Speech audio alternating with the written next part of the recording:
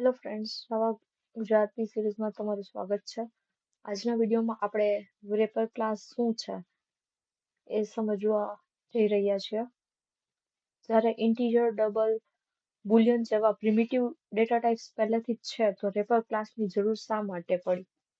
આ એક પૂછાતો હોય છે ક્વેશ્ચન, અને ઇન્ટરવ્યુઝમાં એ પણ પૂછાતું હોય, ઓટો બોક્સિંગ અને અનબોક્સિંગ. ઇન્ટીજર કેસે શું છે એ પૂછાતું હોય છે, તો આજે આપણે સમજીએ. યસ, સો આપણે રેપર ક્લાસની જરૂર જે છે એ શું કામ એમ પડી? તો કે જાવામાં બે પ્રકારના ડેટા ટાઈપ હોય. એક તો પ્રિમિટિવ ડેટા ટાઈપ હોય, જેમ કે ઇન્ટીજર, ડબલ, કેરેક્ટર, બુલિયન, અને બીજા જે છે એ છે ઓબ્જેક્ટ, જેમ કે સ્ટ્રિંગ, એરે લિસ્ટ. હવે એમ્પ્લોય, સ્ટુડન્ટ. હવે ધ્યાન આપો, પ્રિમિટિવ માત્ર વેલ્યુ રાખે છે, પણ ઓબ્જેક્ટ પાસે મેથડ હોય છે, આઈડેન્ટિટી હોય છે, અને જાવાની ઉપ્સ ફીચર જે છે એ ઓબ્જેક્ટ પર કામ કરે છે. એટલે જાવા એ પ્રિમિટિવ માટે રેપર ક્લાસ બનાવી દીધા છે. ફોર એક્ઝામ્પલ, અહીંયા આપેલું છે x ઇક્વલ ટુ 10, અને અહીંયા આપ્યું છે ઇન્ટીજર x ઇક્વલ ટુ 10. તો અહીં ઇન્ટીજર જે છે ઓડો એ ઓબ્જેક્ટ છે, જે ઇન્ટીજર આખું લખેલું છે, અને આ ઇન્ટ જે છે એ પ્રિમિટિવ છે. ઓકે, તો wrapper class means whenever you have to convert primitive data type into the object, okay, it is called wrapper class. જ્યારે પ્રિમિટિવ ડેટા ટાઈપને તમે ઓબ્જેક્ટમાં કન્વર્ટ કરો છો, એ શેનાથી કન્વર્ટ થાય છે? તો કે રેપર ક્લાસીસથી. ઓકે, હવે પ્રિમિટિવ પાસે મેથડ નથી. જો મારી પાસે ઇન્ટ એજ ઇક્વલ ટુ મેં સમથિંગ લખ્યું હોય કે 23, ઓકે, તો એજ ડોટ પાસ ઇન્ટ, આવું કઈ આપણે નથી કરી શકતા. પણ ઇન્ટીજર મેં જો આખું ઓબ્જેક્ટમાં લખ્યું હોય કે ઇન્ટીજર x ઇક્વલ ટુ 23, આવું મેં લખ્યું હોય, તો જાવા જે છે એ ઘણી બધી મને યુટિલિટી મેથડ્સ આપે છે.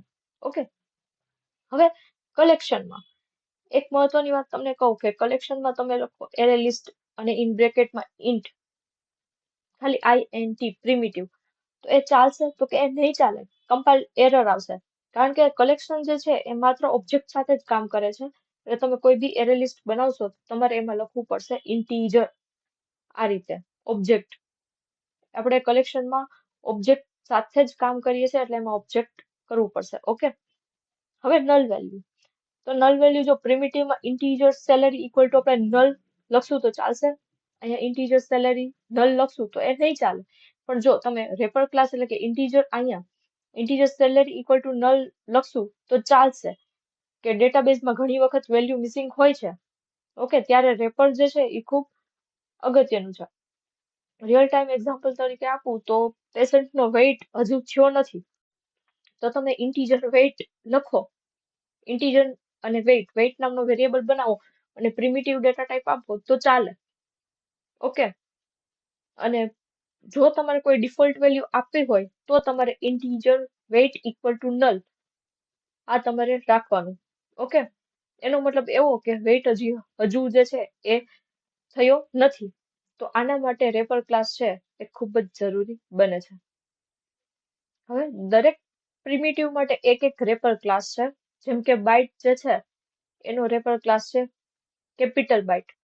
ઇન્ટીજર જે છે, ઇન્ટ જે છે તેના માટે છે ઇન્ટીજર આખું લખેલું છે. ફ્લોટ સ્મોલમાં ફ્લોટ લખ્યું છે, એના માટે ફ્લોટ એફ કેપિટલ. કેર માટે કેરેક્ટર, શોર્ટ માટે શોર્ટ, લોંગ માટે લોંગ, ડબલ માટે ડબલ, અને બુલિયન માટે બુલિયન. આ યાદ રાખજો, ઇન્ટરવ્યુમાં સીધું જ પૂછી લે છે. ઓકે, ધારો કે ઇન્ટ માટે રેપર ક્લાસ કયો છે? તો કે ઇન્ટીજર. હવે છે ઓટો બોક્સિંગ. હવે આવે છે ઓટો બોક્સિંગ. તો સાદી ભાષામાં આપણે પ્રિમિટિવ ને ઓબ્જેક્ટમાં કન્વર્ટ કરવું, એને કે ઓટો બોક્સિંગ. ઓકે, મેં જે તમને કીધું કે આપણે પ્રિમિટિવ ને ઓબ્જેક્ટમાં ડાયરેક્ટ કન્વર્ટ કરી દઈએ તો એ થઈ જાય ઓટો બોક્સિંગ. તો જાવા 5 પછી આ ઓટો બોક્સિંગ જે છે એ ઓટોમેટિકલી થઈ જાય છે. ફોર એક્ઝામ્પલ, અહીંયા તમને આપેલું છે કે ઇન્ટીજર જે પ્રિમિટિવ નંબર જે છે એ 42 આપ્યું છે, અને અહીંયા ઇન્ટીજર બોક્સિસ ઇક્વલ ટુ મેં આ વેલ્યુ આપી છે. તો શું જાવા ખરેખર આવું કરે છે? તો કે ના. કમ્પાઇલર પાછળથી શું લખશે? તો એ આવું કંઈક લખશે, ઇન્ટીજર ડોટ વેલ્યુ ઓફ અને પ્રિમિટિવ નંબર. ઓકે, હવે તમને એક બીજું એક્ઝામ્પલ આપું. તો અહીંયા જે છે ઇન્ટીજર લિસ્ટ, અહીંયા તમે જો ઇન્ટીજર આખું આ જે કલેક્શન જે છે એ ઓબ્જેક્ટ સાથે જ કામ કરે છે, એ પ્રિમિટિવ ડેટા ટાઈપ સાથે વર્ક કરતો નથી. એટલે ઇન બ્રેકેટમાં આપણે ઇન્ટીજર આખું લખ્યું છે, એટલે કે આપણે અહીંયા ઓબ્જેક્ટ પાસ કર્યો છે, નહીં કે અહીંયા ડેટા ટાઈપ. એટલે ઇન્ટીજર ના બોલતા. ઓકે, એટલે અહીંયા લિસ્ટ ઇન્ટીજર, સોરી ઇન્ટ ના બોલતા, ઇન્ટીજર બોલજો. Nums equal to new array list, અને નમ્સમાં આપણે 10 એડ કરાવ્યું છે. તો એ 10 તો ઇન્ટીજર છે, પણ લિસ્ટમાં તો ઇન્ટીજર જોઈએ છે, તો જાવા જે છે એ પોતે જ કન્વર્ટ કરી લેશે. ઓકે, રિયલ ટાઈમ એક્ઝામ્પલ આપું કે માનો કે બેંકમાં એકાઉન્ટની લિસ્ટ છે. દરેક એકાઉન્ટ બેલેન્સ પ્રિમિટિવ ઇન્ટ તરીકે છે, પણ એરે લિસ્ટમાં સ્ટોર કરવું છે તો જાવા પાછળથી ઇન્ટીજરને સ્ટોર કરે છે, જેને કહેવાય ઓટો બોક્સિંગ. ઓકે, તો એ તમે જોયું કે શું કરે, પાછળ શું કરશે તો કે ઇન્ટીજર ડોટ વેલ્યુ ઓફ કરીને જે તમે પાસ કરેલું હોય એ પાસ કરી દેશે. ટૂંકમાં આપણે પ્રિમિટિવને ઓબ્જેક્ટમાં કન્વર્ટ કરો જે છે એ જાવા ઓટોમેટિકલી કરે છે. આ ઇન્ટીજર ડેટા ટાઈપ છે, એને તમે ઓબ્જેક્ટમાં કન્વર્ટ કરો છો, એને કહેવાય ઓટો બોક્સિંગ. ઓકે, હવે છે અનબોક્સિંગ. અનબોક્સિંગ એટલે એનાથી ઉલટું, ઓબ્જેક્ટમાંથી તમે એને પ્રિમિટિવમાં કન્વર્ટ કરો. આ ઇન્ટીજર જે આખું લખ્યું છે એ છે ઓબ્જેક્ટ, અને ઇન્ટ લખ્યું છે એ છે પ્રિમિટિવ ડેટા ટાઈપ. તો ઓબ્જેક્ટમાંથી પ્રિમિટિવમાં કરો એને કહેવાય અનબોક્સિંગ. હવે અહીંયા ઇન્ટીજર બોક્સિસ ઇક્વલ ટુ આપણને 100 આપ્યું છે, એટલે કે આ છે એક ઓબ્જેક્ટ. હવે અહીંયા મેં ઇન્ટ એટલે કે પ્રિમિટિવ ડેટા ટાઈપ છે, તો ઇન્ટ ટોટલ ઇક્વલ ટુ લીધું બોક્સ પ્લસ 5. તો જાવા પાછળથી જ આ વસ્તુ કરશે, આને તમારે લખવાની જરૂર નથી. ઓકે, એ શું કરશે તો કે બોક્સ ડોટ ઇન્ટ વેલ્યુ આ જે છે એ પાછળથી કોલ કરશે. હવે ઇમ્પોર્ટન્ટ વસ્તુ જો, ઇન્ટીજર રિસ્કી ઇક્વલ ટુ અહીંયા નલ લખ્યું છે. ધારો કે અહીંયા ઇન્ટીજર નમ ઇક્વલ ટુ મેં નલ લખ્યું હોય, અને ઇન્ટીજર એક્સ ઇક્વલ ટુ તમે નમ લખો તો શું થશે તો કે નલ પોઇન્ટર એક્સેપ્શન આપશે, કારણ કે નલ માંથી વેલ્યુ કઈ કાઢી શકાતી નથી. આ એક મોસ્ટ ઇમ્પોર્ટન્ટ ક્વેશ્ચન છે. અહીંયા શું કર્યું છે મેં, ઇન્ટીજર રિસ્કીની વેલ્યુ ખાલી કઈ નથી, એટલે નલ છે બાય ડિફોલ્ટ. ઓકે, હવે integer crash equal to risky કરું, પણ રિસ્કીમાં તો કઈ છે જ નહીં, જો કઈ નથી એટલે નલ પોઇન્ટર એક્સેપ્શન એ આવશે. એક ઇન્ટરવ્યુમાં પૂછાતો ક્વેશ્ચન છે. ઓકે, અને અહીંયા મેં વેલ્યુ જે છે એ ઓટોમેટિકલી મેથડ કોલ થઈ છે ઇન્ટ વેલ્યુ. જો અહીંયા ઇન્ટીજર ડેટા ટાઈપ જે છે એ પ્રિમિટિવ ઇન્ટ છે એટલા માટે. હવે ડબલ હોત તો ડબલ વેલ્યુ થાત. ઓકે, તો એ રીતે અલગ અલગ ડેટા ટાઈપ માટે અલગ અલગ જે મેથડ જે છે એ કોલ થશે. અનબોક્સિંગ ટૂંકમાં ઓબ્જેક્ટમાંથી પ્રિમિટિવમાં કન્વર્ટ કરવું, એને કહેવાય અનબોક્સિંગ.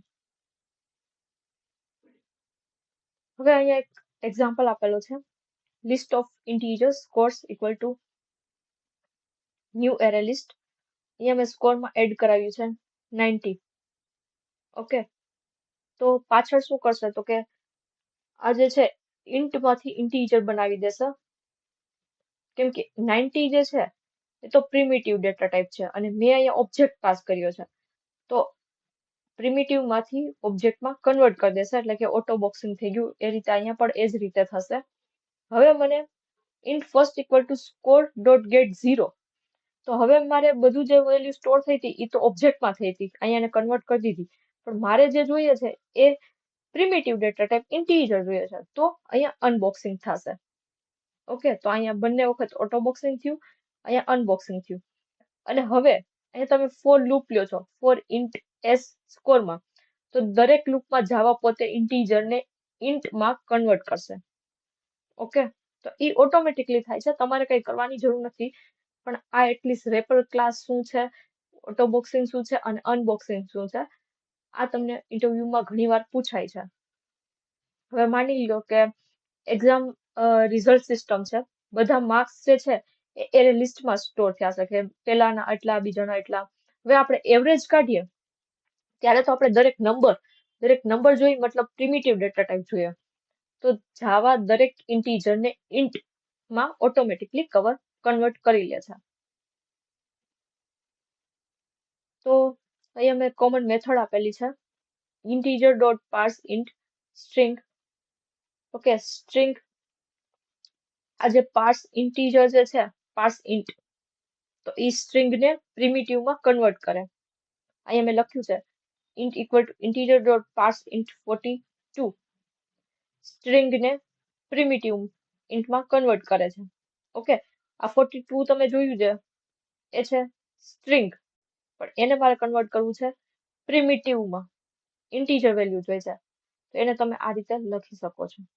ઓકે, ફોર એક્ઝામ્પલ અહીંયા કોઈ યુઝરે આ રીતે એજ લખી હોય એની કે મારી એજ જે છે એ 42 છે, પણ 42 એને સ્ટ્રિંગમાં લખ્યું હોય. હવે પ્રોગ્રામમાં એને ઇન્ટમાં જોતું હોય, પ્રિમિટિવ ડેટા ટાઈપમાં જોતું હોય, તો ત્યારે તમે યુઝ કરી શકો છો integer dot parse int string.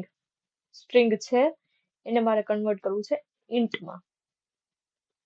હવે છે વેલ્યુ ઓફ, એટલે કે સ્ટ્રિંગ ને ઇન્ટીજર ઓબ્જેક્ટ બનાવે છે. ઓકે, એ જે સ્ટ્રિંગ આપેલો છે એને એક ઇન્ટીજર ઓબ્જેક્ટ બનાવે છે. ટુ સ્ટ્રિંગ એટલે કે ઇન્ટીજર ને સ્ટ્રિંગ બનાવે. ધારો કે num dot to string એવું જે છે. ઓકે, પછી ઇન્ટ વેલ્યુ એટલે કે રેપર માંથી પ્રિમિટિવ બનાવે. તમે એ જોયું કે ઓબ્જેક્ટ એટલે કે રેપર ક્લાસ થઈ ગયો, એને તમે પ્રિમિટિવ માં કન્વર્ટ કરો છો ત્યારે ડોટ ઇન્ટ નો ઉપયોગ થાય છે. પછી છે કમ્પેર ટુ, એટલે કે બે નંબર ને કમ્પેર કરે. ધારો કે 10 ડોટ કમ્પેર ટુ 20 છે કે નહીં, એવી રીતે. આ મેક્સ વેલ્યુ અને મિલ વેલ્યુ આ બહુ જ આગળ એક્ઝામ્પલમાં આવશે. યાદ રાખો, એક ક્લાસ છે જે એની લિમિટ જે છે એ નક્કી કરે છે. ઓકે, તમને આનું એક્ઝામ્પલ આગળ હું બતાવીશ કઈ રીતે વર્ક કરે છે. યસ, તો હવે આપણે આ એક્ઝામ્પલમાં બધું જોઈએ કઈ રીતે. તો કે મેં પેલા ઇન્ટીજર સ્ટ્રિંગ ઇનપુટ આપેલું છે. સ્ટ્રિંગ ડેટા ટાઈપ છે એટલે અહીંયા ડબલ ઇન્વર્ટેડ કોમામાં લખેલું છે 156. હવે શું છે તો કે પાર્સ ઇન્ટ ઈ શું બતાવશે તો કે 156. શું કામ એને? તો કે અહીંયા જે છે એ મેં કન્વર્ટ કર્યું છે એને, એ તમે જોયું કે ઇન્ટીજર રેપર ક્લાસમાંથી મેં એને ઇન્ટ પ્રિમિટિવમાં કન્વર્ટ કર્યું છે, એટલે મને જોઈએ છે 156, તો એ મને મળી ગયું. પછી છે ડોટ વેલ્યુ ઓફ. ઓકે, એક ઇન્ટીજર ઓબ્જેક્ટ બતાવશે એટલે 156 રહેશે. પછી છે ટુ સ્ટ્રિંગ, એટલે કે પાછું એને સ્ટ્રિંગ બનાવશે, એટલે તમે જોશો એને આઉટપુટ ડબલ ઇન્વર્ટેડ કોમામાં છે. હવે ઇન્ટીજર ડોટ મેક્સ વેલ્યુ, તો મેં કીધું કે મેક્સ વેલ્યુ જે છે એ બાય ડિફોલ્ટ એની રેન્જ બતાવેલી છે કે 2147483647 એની વેલ્યુ છે, અને ઇન્ટીજર ડોટ મીન વેલ્યુ આટલી છે. ઓકે, હવે 10 અને 20 આપણે કમ્પેર કરીએ છીએ કે એ 10 ડોટ કમ્પેર ટુ 20 તો એ છે તો કે નથી, એટલે -1 આવશે. બે કમ્પેર કર્યું પણ એ સરખું નથી, એટલે -1. હવે તમે કીધું કે સૌથી ફેમસ ઇન્ટરવ્યુ ક્વેશ્ચન છે, જાવા -128 થી 127 સુધીના ઇન્ટીજર ઓબ્જેક્ટ પહેલેથી બનાવીને રાખે છે, એટલે એને કહેવાય ઇન્ટીજર કેસર. શા માટે? તો કે મેમરી બચાવવા, કારણ કે નાના નંબર બહુ બધી વાર વપરાતા હોય, એટલા માટે એ પહેલેથી જ -128 થી 127 સુધીના ઇન્ટીજર ઓબ્જેક્ટ પહેલેથી બનાવી રાખે છે. આને કહેવાય ઇન્ટીજર કેસિંગ. કેસિંગ એટલે જનરલી તમે એવું યાદ રાખો કે કોઈ ડેટાબેઝ છે, ધારો કે બેંકનો. હવે વારંવાર હું તમારી ડિટેલ્સ મારે એક જગ્યાએથી ફેચ કરાવી છે, એટલે કે મારે કોઈ રેકોર્ડ જોઈએ છે, તો એ રેકોર્ડ સ્ટોર થયો હશે ડેટાબેઝમાં, અને ડેટાબેઝ સાથે એક વસ્તુ હશે, એ હશે કેસિંગ. કેસિંગમાં શું સ્ટોર થશે તો કે વારંવાર જે વસ્તુ યુઝ થતી હોય એ કેસિંગમાં સ્ટોર કરી દો. ધારો કે રિયલ ટાઈમ એક્ઝામ્પલ આપું તો તમારે સ્ટોર રૂમમાં તમે ઘઉં સ્ટોર કર્યા હશે, જે મોટી કોઈ વસ્તુમાં તમે રાખ્યા હશે. હવે એ ઘઉં છે એનો તમે લોટ કરીને આવશો રોટલી માટે, તો એ તમે બીજી જગ્યાએ રાખશો. કેમ? કેમ કે રોટલી માટે એ જે લોટ છે એ વારંવાર યુઝ થવાનો છે, એટલે તમે રસોડામાં રાખશો. તો અહીંયા જે રસોડું થયું એનો મતલબ કેસિંગ, કે કે તમારે જે વેલ્યુ વારંવાર જે જોઈએ છે તો એ ડેટાબેઝમાંથી એટલે કે સ્ટોર રૂમમાંથી લેવા જવા કરતા તમે એ વસ્તુ ડાયરેક્ટ રસોડામાં જ રાખો છો એટલે કે કેસિંગમાં રાખો છો એટલે તમે એનો વારંવાર ઉપયોગ કરી શકો. એટલે અહીંયા તમને એવું પૂછે કે ઇન્ટીજર કેસે શું છે તો કે જાવામાં -128 થી 120 સુધીના ઇન્ટીજર ઓબ્જેક્ટ પહેલેથી બનાવીને રાખે છે. આને કહેવાય ઇન્ટીજર કેસે. શા માટે તો કે મેમરી બચાવવા, કારણ કે નાના નંબર જે છે એ બહુ બધી વાર વપરાતા હોય છે. ઓકે, હવે નેક્સ્ટ ક્વેશ્ચન જોઈએ. આ પણ બહુ વધારે પૂછાતો હોય છે. તમે જુઓ, ઇન્ટીજર કેસની રેન્જ જે છે -128 થી 127 છે. એટલે અહીંયા મેં લખ્યું integer a equal to 100, b equal to 100. હવે a અહીંયા ઓપરેટરનો ઉપયોગ કર્યો છે. આ a double double equal same છે તો કે હા સેમ છે, પણ આ જ વસ્તુ મેં અહીંયા એવી રીતે લખું કે ઇન્ટીજર x ઇક્વલ ટુ 200 અને y ઇક્વલ ટુ 200. આ બે વેલ્યુ સેમ છે છતાં આન્સર ફોલ્સ શું કામ આવશે? તો કે આ બે ઓબ્જેક્ટ જે છે એને અલગ અલગ ગણે છે કેમ કે એની રેન્જ તમે જોઈ હશે -128 ટુ 127 છે. ઓકે, 200 જે છે એ કેસેમાં નથી, એટલે કે બે અલગ અલગ ઓબ્જેક્ટ બન્યા છે. અહીંયા એવું એ નક્કી કરી લેશે -128 થી 127 વચ્ચેના જે નંબર હશે તો એમાં ટ્રુ થશે, પણ આ રેન્જની બહારના જે હશે તો એમાં ફોલ્સ થશે, કારણ કે 200 જે છે એ કેસેમાં નથી, એટલે બે અલગ ઓબ્જેક્ટ છે.